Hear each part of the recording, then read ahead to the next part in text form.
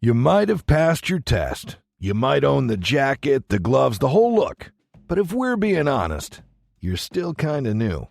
Not because you're slow, not because you're scared, but because you haven't built that deep layer of awareness, the one that makes riding second nature instead of constant guessing.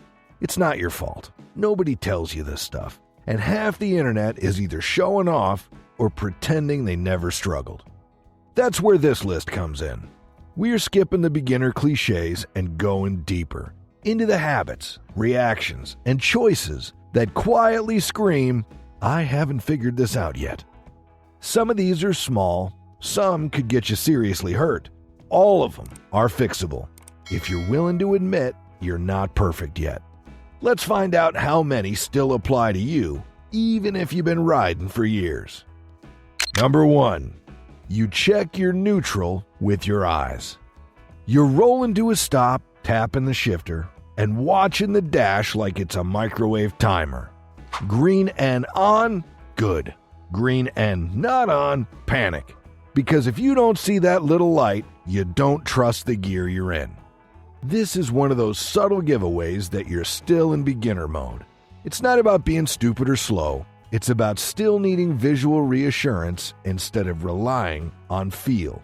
A seasoned rider doesn't need the dash to tell them what gear they're in. They feel it in the lever. They hear it in the engine tone.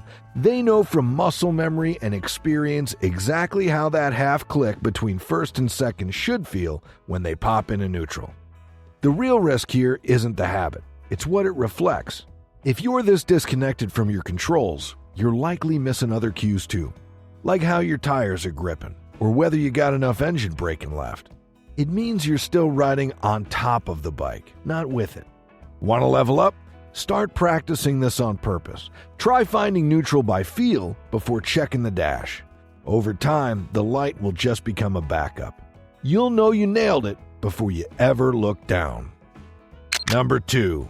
You think riding fast means you're good. You twist the throttle hard. You pass cars like they're standing still. The speedo hits triple digits and you feel invincible. But deep down, you know the truth. As soon as a tight corner shows up, your brain taps out. This is one of the most common beginner delusions, mistaking straight line speed for skill. But real riding isn't about who can go fast in a straight. That's bravery, or stupidity, or both. Skill shows up when you hit that blind corner with confidence, when you modulate your throttle mid-turn, or when you use body position to smooth out a curve instead of tightening up like a nervous crab. Speed can mask mistakes. On a powerful bike, you can ride like a clown and still feel fast, but eventually, that illusion shatters. A slower rider with cornering skills will leave you in the dust the second the road gets twisty. And you'll be stuck wondering what just happened. The fix? Back off the throttle and start focusing on lines, posture, throttle control, and entry points. Speed will come later, but when it does, it'll be earned. And you won't be scared of it anymore, because it won't be an accident. It'll be yours. Number 3, you rarely use your rear brake, or you overuse it.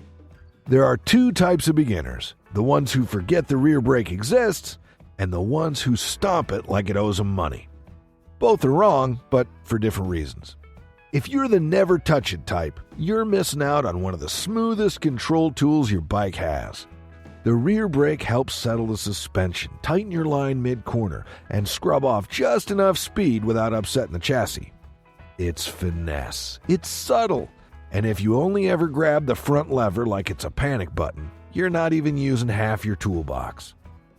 Now, if you're on the other extreme, the kind that panic presses the rear and locks it up in emergencies, you're not braking, you're skidding. And while movies make that look cool, in real life, it just kills stability and screws up your stopping distance. Mastering the rear brake isn't about power, it's about feel. Light pressure, smooth application, gradual release. It's your secret weapon in low-speed maneuvers and your stabilizer at high speed. Most riders eventually figure this out the hard way, through a close call or a dropped bike. But if you're watching this, you've got a shortcut. Learn your rear brake now, or keep skating the edge of control without even realizing it. Number 4. You don't know what PSI your tires should be today. You walk up to the bike, kick the tires like you're checking a watermelon and think, yeah, that's probably good. That's beginner logic. Tire pressure is one of the most crucial variables in motorcycle performance, and it changes all the time. Temperature, altitude, load, how long the bike spends sitting, even whether you've switched from solo to 2-up, all of it affects your PSI. And yet, most beginners ride around like it's fixed for life. Too low, and the tire overheats, the handling goes mushy, and you risk a blowout. Too high, and you lose grip, especially in cold or wet conditions. And no, the number stamped on the tire isn't the recommended pressure, that's the maximum. Your actual PSI should come from the manual or the swing arm sticker, and be adjusted based on conditions. You know what experienced riders do? They check cold pressure before every ride, with a real gauge, not a foot, not a guess, not a, it was fine yesterday. You don't need a pit crew, you just need 60 seconds and a $10 gauge. But until you care about this stuff, until you feel the difference that 2 PSI makes, you're still in the beginner zone. Because riding isn't just throttle and brake, it's pressure, temperature, and attention. Number 5. You rev match by accident. Sometimes you downshift and it sounds smooth. The RPMs magically line up. There's no jolt, and for a moment, you feel like a MotoGP god. Other times, the bike lurches, the rear wheel hops, or it sounds like you just kicked a blender full of bolts. Why? Because you're not doing it on purpose. You just got lucky.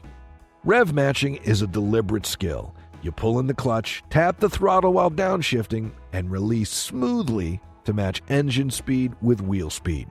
Done right, it's seamless. Done wrong, or randomly, you're throwing stress on your transmission, upsetting your balance, and flirting with a locked rear tire. But most beginners don't even realize what's happening. They just know that sometimes the bike behaves, and sometimes it throws a tantrum. They haven't practiced matching RPMs, don't listen to engine sound as feedback, and wouldn't know what blipping the throttle really feels like.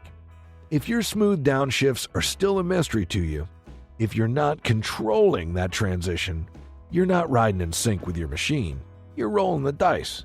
So yeah, maybe you rev match, but until it's consistent, repeatable, and intentional, it's just luck in a leather jacket. And luck has a short shelf life once you start riding harder. Number 6. You buy gear based on how cool it looks.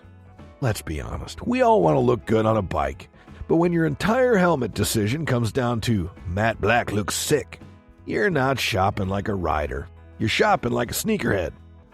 Beginner riders often treat gear like an accessory, not a survival tool. They'll prioritize matching their gloves to the bike's paint job, or buy that aggressive race helmet because it looks fast, even though it fits like a medieval torture device. They ignore certifications, fitment charts, ventilation quality, weight, or how it performs in real-world crashes. Meanwhile, experienced riders are looking at safety ratings, shell materials, rotational impact tests, and how the gear performs over hours of riding. Because when you actually ride often, looks stop mattering. Comfort, protection, and functionality win every time. Worse, some beginners even avoid proper gear because it makes them look like a Power Ranger. So they roll out in jeans, a hoodie, and a half lid, thinking they're pulling off the rugged look. What they're actually pulling is a fast ticket to road rash. There's nothing wrong with wanting to look good, but if your gear choices ignore physics, comfort, or safety, then you're not choosing like a rider. You're cosplaying one. And the pavement doesn't care how cool you look. Number 7. You clean your chain with WD-40. This one's a classic. Somewhere along the way, you read on a car forum, or heard from your uncle who once owned a dirt bike in the 80s, that WD-40 is the answer to all mechanical problems. Squeaky door? WD-40. Rusty bolt? WD-40. Motorcycle chain? Yep, still WD-40. Except it's not. While WD-40 won't immediately melt your chain off the sprockets, It's not a proper cleaner or lubricant for modern O-ring or X-ring chains. It doesn't penetrate grime like a true degreaser, and it definitely doesn't leave behind proper lubrication. What it can do is prematurely dry out the rubber seals meant to keep your chain's internals clean and greased. Over time, this leads to more wear, more stretch, and eventually, a very expensive noise coming from your rear end. What's worse is that beginners who use WD-40 usually aren't even cleaning the chain regularly. It's a spray and pray situation. No brushes, no proper lube, just a glossy, temporarily clean chain that starts grinding itself to death the moment it spins under load. But real riders treat their chain like a drivetrain, not an afterthought. They know the difference between chain cleaner and chain lube, and they use both. WD-40 belongs in your toolbox, not your chain routine. Number 8. You don't know what trail braking actually means. You probably heard it in a YouTube video, maybe even nodded along when someone mentioned it at a group ride. But if we put you in a corner and asked what trail braking actually is, you'd either freeze or mumble something about braking while turning? Close, but not quite. Trail braking is the art of smoothly reducing brake pressure into a corner instead of completing all your braking before the turn. It lets you keep the front suspension loaded, tighten your line if needed, and maintain control if the corner surprises you. It's not just a track move, it's a survival skill on the street. But here's the catch. Most beginner riders think braking and turning are mutually exclusive. They've been told, never brake in a corner. So they do all their braking early, then coast into the turn with a stiff body and hope for the best. That's why they stand the bike up if they enter too hot. That's why every corner feels like a coin toss.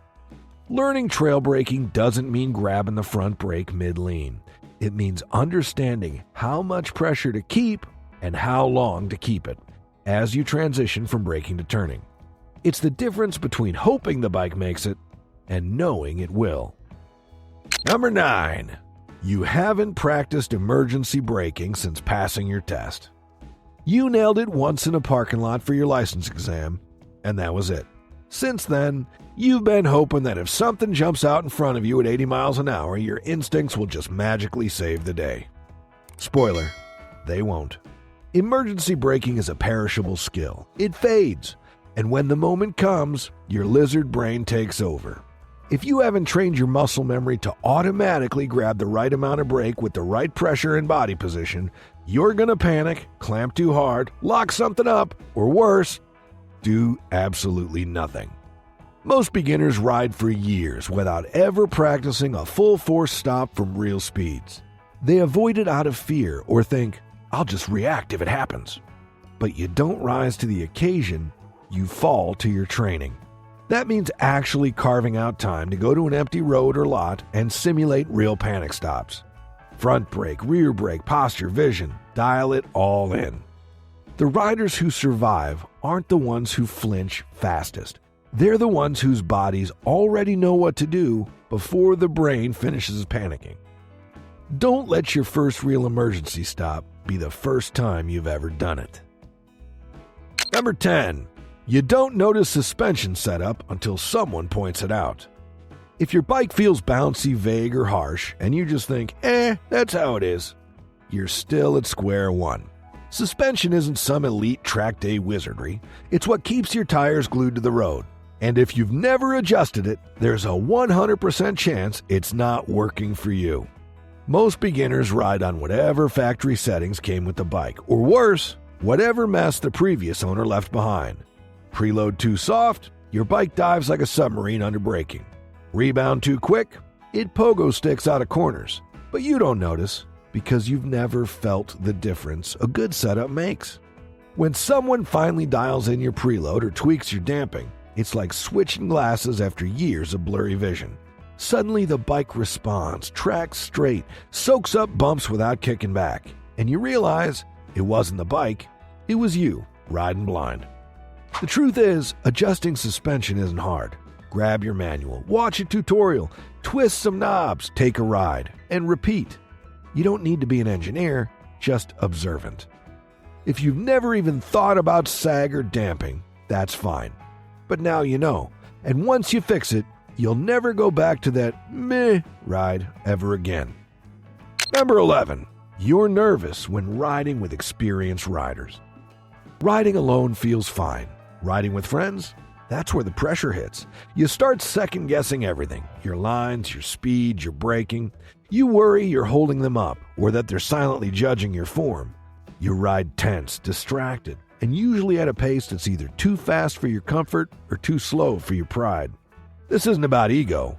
It's about rhythm. Experienced riders move with the flow. They read the road ahead. They stay relaxed even when fast. Beginners try to catch up instead of riding their own ride. You fixate on their brake lights, mimic their body language, or worse, panic when they disappear from view. And that's when mistakes happen, because you're not riding your pace anymore. The real problem isn't that you're slower. It's that you don't trust yourself yet. You haven't internalized what your bike can do, what you can do, or how to stay calm when someone else is flying ahead. Here's the truth. Most experienced riders don't care about your speed. They're just happy you showed up. What they do care about is that you're safe, consistent, and aware of your limits. If you're still nervous around better riders, that's okay. But don't fake it. Ride your pace, learn from them, and your confidence will come. Number 12. You still think the bike is the problem. This bike doesn't turn right. It's too twitchy at low speed. The throttle response is sketchy. Sound familiar? If you've blamed your machine more than yourself lately, congratulations. You're still in beginner territory. Now sure, some bikes do have quirks, but here's a catch. Experienced riders adapt. They figure out the bike's personality, adjust their inputs, maybe tweak the setup, and ride around it. Beginners, they swap bikes, blame geometry, or rant on forums without realizing the issue is between the seat and the handlebars. You'll hear complaints like, "This thing's top-heavy," right after watching someone else toss the same bike around like it's made of air. Or, "The throttle is too sensitive," from someone who's still jerking their wrist like it owes them money. The truth is, bikes rarely misbehave on their own. They reflect you. This mindset holds people back more than any lack of skill, because once you label the bike the problem, you stop improving. You've outsourced the solution. But when you finally take ownership, when you admit that it's your technique, your habits, that's when you start to level up. Stop looking at the bike. Start looking at the rider. You'll be shocked how much smoother everything gets. If you saw yourself in even one of these signs, don't panic. You're not a lost cause. You're just earlier in the journey than you thought. And that's actually a good thing, because once you see the problem, you can start fixing it. Every skilled rider you admire, they made these same mistakes. The only difference is, they didn't stay stuck. So here's your challenge. Which one of these hit you the hardest? Or better yet, what's a beginner habit you used to have that you've now outgrown? Drop it in the comments. Someone out there might be making the same mistake right now, and your story might be the thing that helps them level up.